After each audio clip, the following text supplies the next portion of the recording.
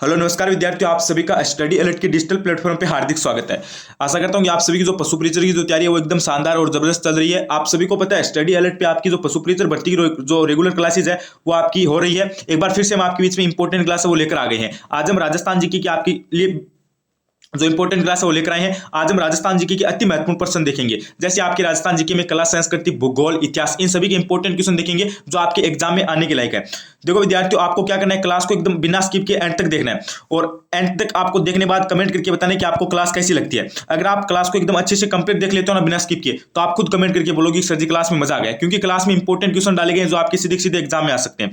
तो क्लास को स्टार्ट कर लेते हैं, ज्यादा कुछ देरी नहीं करेंगे, बिल्कुल बेसिक जीरो लेवल से हम यहाँ पे पशु परिचर की तैयारी है वो करने वाले हैं। तो अगर आपने अभी तक चैनल को सब्सक्राइब नहीं करके तो एक बार आप सब्सक्राइब कर देना। अगर आपने अभी तक चैनल स्टडी अलर्ट को सब्सक्राइब नहीं करके है और अगर आपको पशु परिचर की बिल्कुल जीरो लेवल से तैयारी करनी है, जैसे पशुपालन, राजस्थान जीके, साइंस, मैथ, इन सभी की अगर आपको बिल्कुल जीरो लेवल से तैयारी करनी है, बिल्कुल जीरो लेवल से क्लास लेनी है, तो एक बार सब्सक्राइब का बटन आप जरूर दबा देना। तो चलिए क्लास को स्टार्ट कर लेते हैं, ज्यादा कुछ देरी नहीं करेंगे, लगभग आपकी 30 मिनट की क्लास होगी, कंप्लीट देख लेना।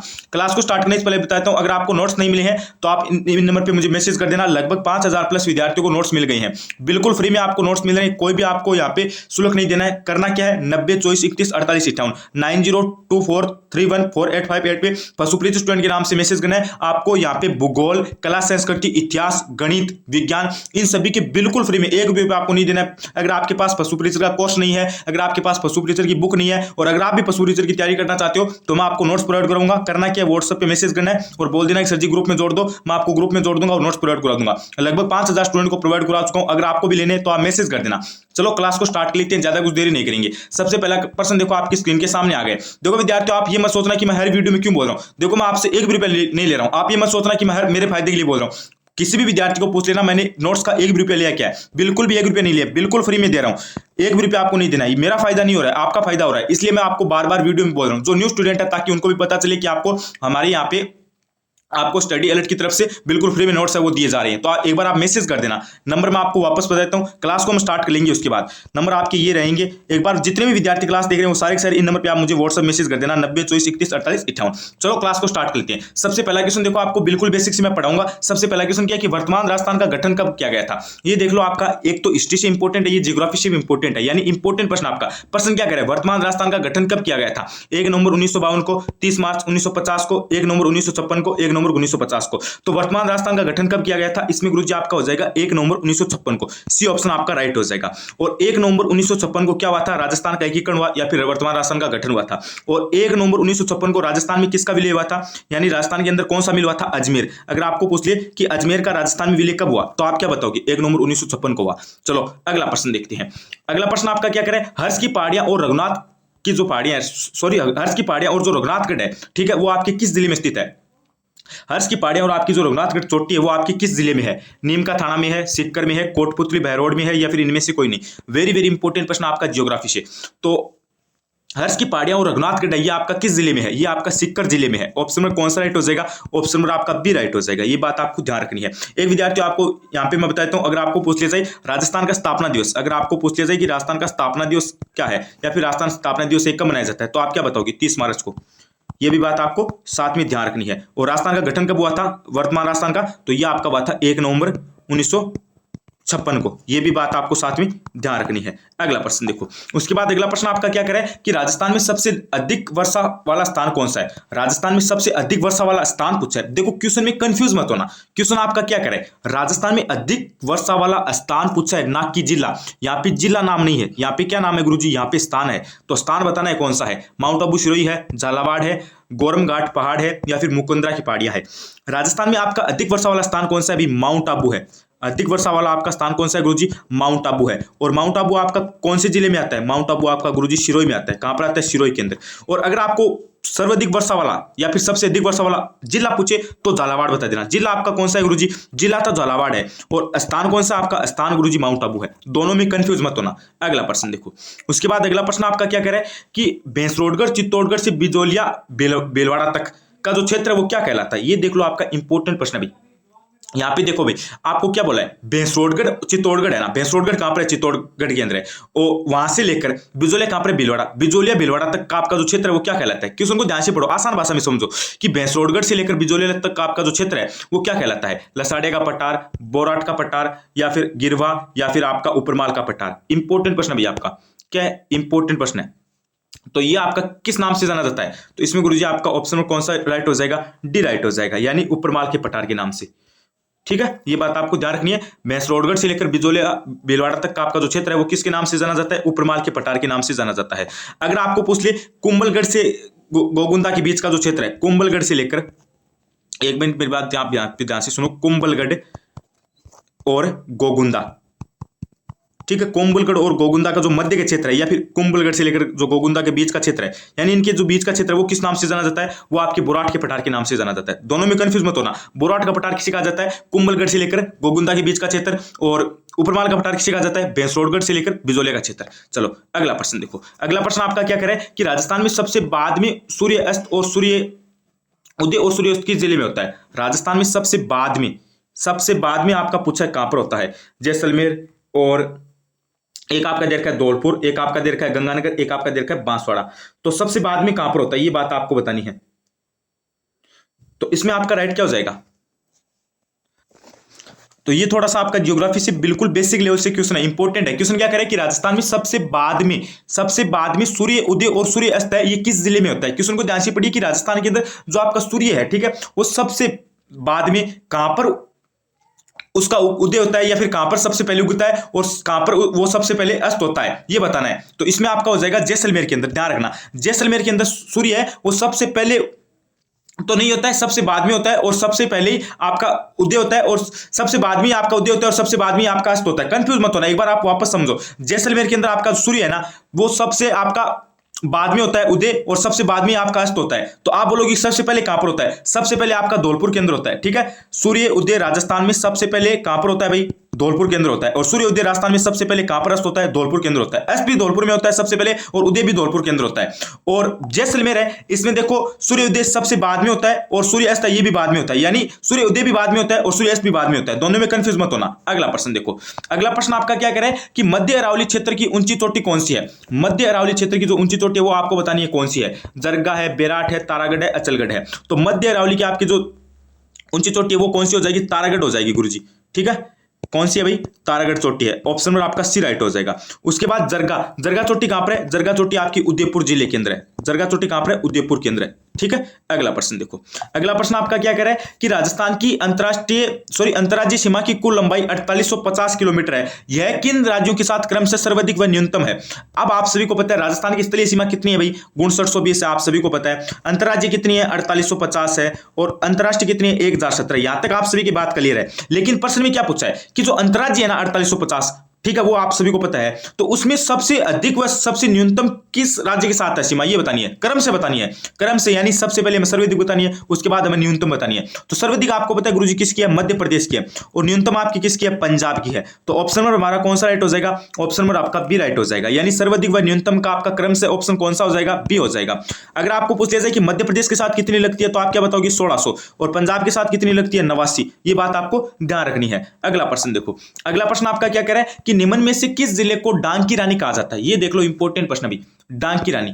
अब देखो, मैंने आपको प्राचीन नाम के लिए बोला था कि आपके लिए इंपॉर्टेंट प्रश्न है। प्राचीन नाम है ना आपके राजस्थान में जितने भी आपके जिले हैं उनके, तो वो थोड़ी सी इंपॉर्टेंट है। देखो, जैसलमेर को किस नाम से जाना जाता था, मांड। मांड किसका प्राचीन नाम था, जैसलमेर का। जांगल प्रदेश किसका था, बीकानेर का। लेकिन डांग की रानी ये किसे कहा जाता था, ये करौली जिले को कहा जाता था। यानी डांग की रानी किसका प्राचीन नाम था भाई, करौली जिले का। ऑप्शन में कौन सा राइट हो जाएगा, डी राइट हो जाएगा। अगला प्रश्न देखो, उसके बाद अगला प्रश्न आपका क्या कह रहा है कि सिक्कर, झुंझुनू, चूरू और नीमका थाना का जो क्षेत्र है वो क्या कहलाता है। ये देख लो, एक इंपॉर्टेंट प्रश्न और आ गया है। देखो, पहले तो क्या थे आपके, 3 थे, सिक्कर, झुंझुनू, चूरू, लेकिन अब आपका एक जिला और ऐड हो गया है, इसलिए ये क्वेश्चन आपका इंपॉर्टेंट है, क्योंकि यहाँ पे 4 जिले हैं, जैसे सिक्कर है, झुंझुनू है, चूरू और नीमका थाना। ये जो क्षेत्र है इसको किस नाम से जाना जाता है, मारवाड़ के नाम से, शेखावाटी के नाम से, वागड़ के नाम से, कंठल के नाम से। अरे कांठल तो किसे कहा जाता है, कांठल तो प्रतापगढ़ वाले क्षेत्र को कहा जाता है। कांठल किसे कहा जाता है, प्रतापगढ़ वाले क्षेत्र को। वागड़ किसे कहा जाता है, डूंगरपुर बांसवाड़ा वाले क्षेत्र को। वागड़ किसे कहा जाता है, डूंगरपुर बांसवाड़ा वाले क्षेत्र को। और आपका जो शेखावाटी ये किसे कहा जाता है, ये आपका कहा जाता है झुंझुनू, सीकर, चूरू और नीम का थाना का जो क्षेत्र है, ये जो 4 जिलों का क्षेत्र है, इसको क्या कहा जाता है, शेखावाटी कहा जाता है। ऑप्शन में आपका कौन सा राइट हो जाएगा, बी राइट हो जाएगा। अगला प्रश्न देखो, अगला प्रश्न आपका क्या कह रहा है कि शेरगढ़ और रामगढ़ की पहाड़ियां ये किस जिले में स्थित है। अगर आपको है ना ये क्वेश्चन आता है ना तो आप इसको 1 मिनट में कर सकते हो। अगर आपको पता है कि शेरगढ़ अभ्यारण्य कहां पर है तो ये क्वेश्चन आप 1 मिनट में कर सकते हो। वही इसी टाइप का क्वेश्चन है कि शेरगढ़ और रामगढ़ की जो पहाड़ियां वो कहां पर है। आप सभी को पता है शेरगढ़ अभ्यारण्य कहां पर है भाई, 12 केंद्र है। तो शेरगढ़ और रामगढ़ की पहाड़ियां भी आपकी कहां पर है, 12 केंद्र है। ऑप्शन में कौन सा राइट हो जाएगा, डी राइट हो जाएगा। चलो डी को लॉक कर देते हैं। अगला प्रश्न देखो, अगला प्रश्न आपका क्या कह रहा है कि किस जिले के क्षेत्र को कांठल कहा जाता है। ये क्वेश्चन मैंने आपको करवाया था ना, जस्ट बताया था कि ये आपके लिए इंपॉर्टेंट है, इस पे आप स्टार लगा लो। क्वेश्चन क्या कह रहा है कि किस जिले के क्षेत्र को कांठल कहा जाता है, उदयपुर, भीलवाड़ा, राजसमंद, प्रतापगढ़। कांठल किसे कहा जाता है, कांठल कहा जाता है आपका प्रतापगढ़ के क्षेत्र को। कांठल किसे कहा जाता है, प्रतापगढ़ के क्षेत्र को। ऑप्शन में कौन सा राइट हो जाएगा, डी राइट हो जाएगा। चलो डी को लॉक कर देते हैं। अगला प्रश्न देखो, उसके बाद देखो विद्यार्थियों आपका अगला प्रश्न क्या कह रहा है कि खमनोर की पहाड़ियां किस जिले में स्थित है। ये थोड़ा सा इंपॉर्टेंट अभी आपके लिए। खमनोर की पहाड़ियां आपकी कहां पर है, इस पे आप स्टार लगा लो। उदयपुर में है, भीलवाड़ा में है, राजसमंद में है, प्रतापगढ़ के अंदर है। खमनोर की पहाड़ियां, कौन सी पहाड़ियां, खमनोर की पहाड़ियां। तो खमनोर की पहाड़ियां आपकी कहां पर है भाई, इसमें क्या हो जाएगा, वेरी गुड, इसमें गुरुजी आपका हो जाएगा ऑप्शन में कौन सा, डी राइट हो जाएगा। सॉरी, इसमें आपका हो जाएगा ऑप्शन में कौन सा, सी यानी राजसमंद हो जाएगा। राजसमंद के अंदर खमनोर की पहाड़ियां आपकी कहां पर है, राजसमंद के अंदर। सी ऑप्शन आपका राइट हो जाएगा। अगला प्रश्न देखो, उसके बाद अगला प्रश्न आपका क्या कह रहा है कि मुकुंदरा की पहाड़ियां किस जिले में स्थित है। मुकुंदरा की, खमनोर की पहाड़ियां तो कहां पर है, राजसमंद के अंदर। अभी क्या पूछा, मुकुंदरा की पहाड़ियां पूछी है, तो मुकुंदरा की पहाड़ियां आपको बतानी है कहां पर है, कोटा, झालावाड़, बूंदी, चित्तौड़गढ़। अरे खमनोर की तो आपकी राजसमंद के अंदर है और मुकुंदरा की आपकी कहां पर है भाई, चित्तौड़गढ़ के अंदर है। अगर आपको पूछे जाए कि मुकुंदरा की पहाड़ियां कहां पर है तो आप क्या बताओगे, चित्तौड़गढ़ के अंदर है। ऑप्शन में कौन सा राइट हो जाएगा, डी राइट हो जाएगा। और अगर आपको पूछे जाए झालावाड़, झालावाड़ में आपकी 2 प्रसिद्ध पशु मेले भी लगते हैं, एक तो आपका गोमती सागर है, एक आपका चंद्रभागा पशु मेला है। और ये आपके जो दोनों ही मेले हैं ना, ये बी पार्ट की दृष्टि से इंपॉर्टेंट है, क्योंकि बी पार्ट में आपका अलग से सिलेबस लगता है पशु मेले का, तो वहां पे जीके में भी इंपॉर्टेंट है और बी पार्ट में भी इंपॉर्टेंट है, ये बात आपको ध्यान रखनी है। अगला प्रश्न देखो, उसके बाद अगला प्रश्न आपका क्या कह रहा है कि राजस्थान में सबसे पहले सूर्य उदय और सूर्यास्त किस जिले में होता है। अब देखो सबसे पहले का पूछा है, सबसे पहले कहां पर होता है भाई, धौलपुर के अंदर होता है। सूर्य उदय सबसे पहले और सबसे राजस्थान में सबसे पहले सूर्य उदय और सूर्यास्त ये किस जिले में होता है, सबसे पहले सूर्य उदय और सूर्यास्त ये कहां पर होता है, धौलपुर के अंदर होता है। और सबसे बाद में कहां पर होता है, जैसलमेर के अंदर होता है। कंफ्यूज मत होना दोनों में, सबसे पहले का पूछे धौलपुर बताना, सबसे बाद में पूछे तो जैसलमेर बताना। Very good. अगला प्रश्न देखो, उसके बाद देखो विद्यार्थियों आपका अगला प्रश्न क्या कह रहा है कि राजस्थान में सूर्य की तिरछी किरणें किस जिले में पड़ती है। ये आपका इंपॉर्टेंट है अभी, ये क्या इंपॉर्टेंट है आपका, राजस्थान में सूर्य की तिरछी किरणें कहां पर पड़ती है, श्रीगंगानगर, धौलपुर, जैसलमेर, बांसवाड़ा। अब बताओ तिरछी किरणें कहां पर पड़ती है। अरे सूर्य की आपकी तिरछी किरणें ये श्रीगंगानगर जिले में पड़ती है। कहां पर पड़ती है भाई, श्रीगंगानगर जिले के अंदर। ऑप्शन में आपका कौन सा राइट हो जाएगा, ऑप्शन में आपका ए राइट हो जाएगा। ठीक है, एक को लॉक कर दो। अगला प्रश्न देखो, अगला प्रश्न क्या करे, राजस्थान में कर्क रेखा से सबसे दूर शहर कौन सा है। राजस्थान के अंदर कर्क रेखा से सबसे दूर शहर आपका बताना है कौन सा है। श्रीगंगानगर है, धौलपुर है, जैसलमेर है, बांसवाड़ा है। 4 ऑप्शन आपको देखें, सबसे दूर कौन सा हो जाएगा, सबसे दूर गुरुजी आपका गंगानगर हो जाएगा। राजस्थान में कर्क रेखा से सबसे दूर कौन सा है, गंगानगर है। और कर्क रेखा आपके राजस्थान के कौन से जिले से होकर गुजरती है, डूंगरपुर और बांसवाड़ा से होकर गुजरती है। ये बात आपको साथ में ध्यान रखनी है। अगला प्रश्न देखो, उसके बाद देखो विद्यार्थियों आपका अगला प्रश्न क्या कह रहा है कि राजस्थान का सबसे दक्षिण में बिंदु कौन सा है, ये बताओ भाई। राजस्थान का सबसे दक्षिणी बिंदु कौन सा है, वेरी वेरी इंपॉर्टेंट प्रश्न अभी आपका। क्या है गुरुजी, वेरी वेरी इंपॉर्टेंट प्रश्न आपका। बोरकुंड है, कोणा है और कटरा है या फिर सिलान है। तो राजस्थान का दक्षिणी बिंदु आपका कौन सा है भाई, अरे बोरकुंड गांव है। कौन सा गांव है भाई, दक्षिणी बिंदु बोरकुंड। ऑप्शन में कौन सा राइट हो जाएगा, ए राइट हो जाएगा। वेरी गुड, एक को लॉक कर दो। अगला प्रश्न देखो, उसके बाद अगला प्रश्न है कि राजस्थान की आकृति कैसी है, ये बताओ भाई। राजस्थान की आकृति है ये आपकी कैसी है, जैसे विषम कोणीय चतुर्भुज है, आयताकार है, गोलाकार है या फिर समबाहु त्रिभुज है। राजस्थान की आकृति कैसी है, अरे राजस्थान की आकृति आपकी विषम कोणीय चतुर्भुज के समान है। किसके समान है राजस्थान की आकृति, विषम कोणीय चतुर्भुज के समान है। और या फिर हम जिसको क्या बोल सकते हैं, या फिर हम जिसको बोल सकते हैं भाई, क्या बोल सकते हैं, पतंगाकार, जिसको हम क्या बोल सकते हैं, पतंगाकार है। ये बात आपको साथ में ध्यान रखनी है। अगला प्रश्न देखो, उसके बाद देखो विद्यार्थियों अगला प्रश्न क्या कह रहा है आपका, मांडलगढ़ की पहाड़ियां किस जिले में स्थित है। मांडलगढ़ की, देखो जीके से इंपॉर्टेंट प्रश्न है भाई आपका।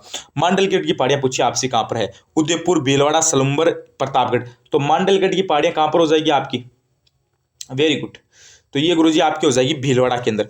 मांडलगढ़ की पहाड़ियाँ आपकी कहाँ पे है, कौन से जिले के अंदर है, भीलवाड़ा के अंदर है। और भीलवाड़ा को आप सभी को पता है क्या कहा जाता है, राजस्थान का मैनचेस्टर कहा जाता है। अगर आपको पूछ लिया जाए राजस्थान का मैनचेस्टर किसे कहा जाता है, तो आप क्या बताओगे, भीलवाड़ा को कहा जाता है। ऑप्शन नंबर आपका बी राइट हो जाएगा, वेरी गुड। अगर आपको पूछ लिया जाए कि राजस्थान का क्षेत्रफल कितना है, तो आप क्या बताओगे, 342,239। ये भी बात आपको ध्यान रखनी है, 3,42,000, तो ठीक है 3,42,000। तो क्षेत्रफल पूछा जाए तो आप क्या बताओगे, 3,42,239, यानी आपका 3,42,239 आपका राजस्थान का क्षेत्रफल हो जाएगा। अगर आपको मील में पूछ ले तो आप क्या बताओगे, 1,32,139, यानी 1,32,139। मील में पूछे तो 1,32,139 बताना, और यहाँ पे आपको किलोमीटर में पूछे तो 3,42,239 बताना। अगला प्रश्न देखो, अगला प्रश्न आपका क्या कर रहा है, अगला प्रश्न आपका आ रहा है विद्यार्थियों कि राजस्थान में सर्वाधिक खारे पानी की झीलें किस जिले में स्थित है। अगला प्रश्न क्या है कि राजस्थान में सर्वाधिक खारे पानी की किस जिले में स्थित है, नागौर में है, फलोदी में है, डेडवाना कुचामन में है, या फिर बीकानेर के अंदर है।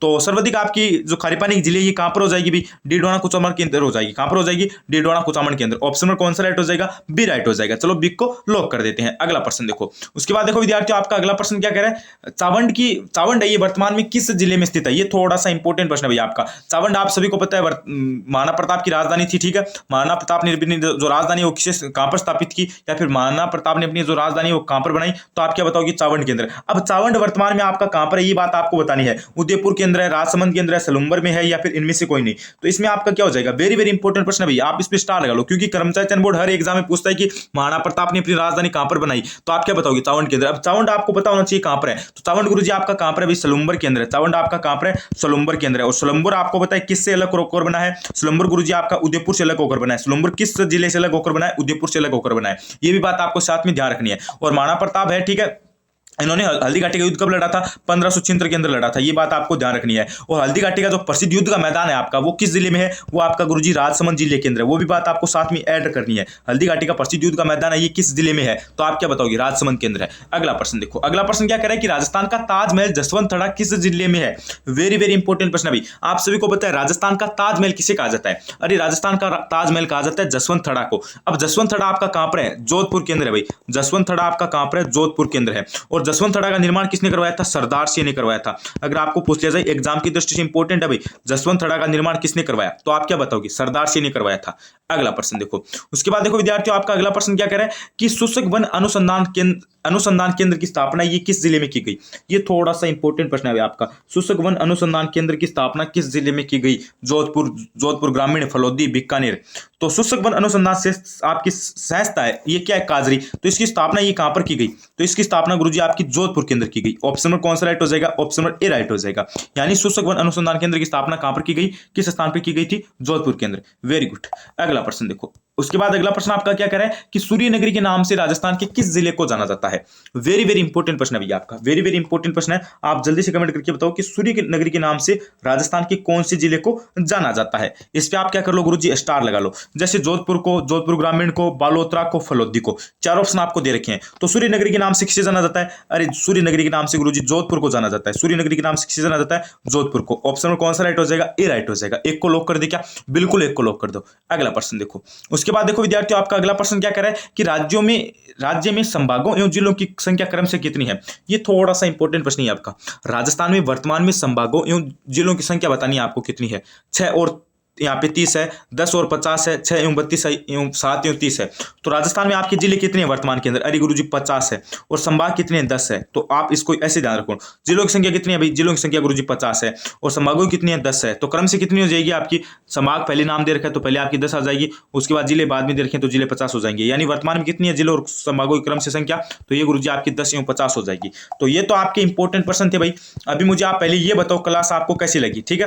पहले आपको कमेंट करके क्या बताना है कि आपको क्लास कैसी लगी। देखो विद्यार्थियों अभी मेरी बात ध्यान से सुनो, अगर आपको पशु परीक्षण की 0 लेवल से तैयारी करनी है, अगर आपके पास बुक नहीं है, नोट्स नहीं है, अगर आपके पास बुक नहीं है, कोर्स नहीं है, नोट्स नहीं है, तो आप मुझे इन नंबर पे व्हाट्सएप मैसेज कर दो 9024314858 9024314858 पे आप मुझे व्हाट्सएप मैसेज कर दो पशु परीक्षण स्टूडेंट के नाम से। मैं आपको भूगोल, कला, संस्कृति, इतिहास, साइंस एंड गणित, साथ में गणित भी आप ऐड कर लो, इन सभी के बिल्कुल फ्री में नोट्स प्रोवाइड कराऊंगा। करना क्या है, आपको मैसेज करना है, बिल्कुल फ्री में, 1 रुपया आपसे नहीं लूंगा।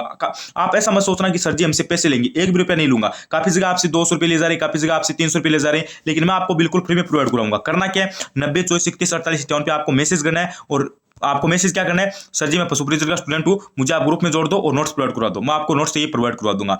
और देखो विद्यार्थियों, अगर आपने अभी तक चैनल को सब्सक्राइब नहीं किया तो एक बार आप चैनल को सब्सक्राइब कर लीजिए। सब्सक्राइब का बटन दिख रहा है, इसको आप दबा दीजिए, क्योंकि इस चैनल पे आपको पशु परिचर भर्ती की जो तैयारी है वो आपको एकदम सिलेक्शन वाली करवाई जाएगी। अगर आपको भी पशु परिचर भर्ती की बिल्कुल जीरो लेवल से तैयारी करनी है ना, एकदम जीरो लेवल से, जैसे पशुपालन, राजस्थान जीके, साइंस, मैथ, इन सभी को अगर आपको बिल्कुल जीरो लेवल से पढ़ना है, अगर आपने कुछ नहीं पढ़ रखा है और अगर आपको भी जीरो लेवल से तैयारी करनी है तो आप चैनल को सब्सक्राइब कर दीजिए। जिससे क्या होगा कि हमारी न्यू क्लास आएगी तो आपको सबसे पहले पता चल जाएगा। और आशा उम्मीद करता हूं कि आप सभी को जो आपकी आज की जो क्लास है वो एकदम शानदार लगी है। एक बार आप मुझे ईमानदारी से कमेंट करके बताना कि आज की आपकी जो क्लास है वो आपको कैसी लगी और आपके कितने क्वेश्चन सही हुए। राजस्थान जीके की अति महत्वपूर्ण क्वेश्चन मैं आपके बीच में लेकर आया था, सारे के सारे क्वेश्चन आपके एग्जाम की दृष्टि से इंपॉर्टेंट थे। आशा करता हूं कि आप सभी को क्लास अच्छी लगी है और चैनल को सब्सक्राइब नहीं किया तो चैनल को सब्सक्राइब कर देना। और वो आपको नोट्स प्राप्त करने हैं तो आप इन नंबर पे व्हाट्सएप मैसेज कर देना। तो बने रहिए चैनल के साथ, like share and subscribe, study alert. धन्यवाद, थैंक यू।